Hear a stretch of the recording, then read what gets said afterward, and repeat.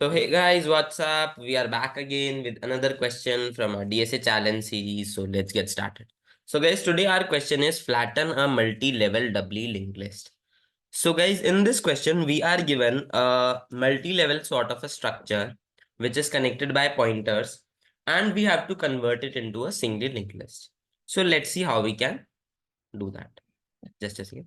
So we have given, okay, for example, we have given a structure like this, in which there is a linked list and a child pointer, and every node is having a child pointer. If it is non-null, that means there is a another level of linked list attached.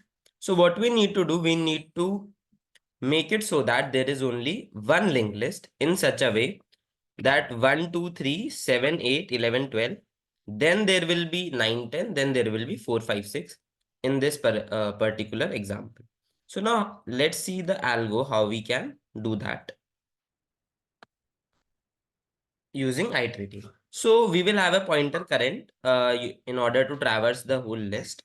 Now while traversing, we will see if the child pointer is null or not. Now if the child node has a child, then what we will do, we will mark the next pointer as something like temp. Okay, so we will mark it as temp, and then we will make this connection. We will make this next and previous connection. So we have preserved this and made this connection. And next, what we will do, we will use a child runner pointer and make this linked list attached to this end. Yes, these 4 5 6 nodes attached to this end. As we know that these nodes will come at the end, so we will take these forward to the next level by doing this. And similarly, we will continue. So what we will do, we will save the current next in the temp next. So we will save this pointer, and then we will connect the child to next and update the pointers. Yes, we will connect these nodes to these.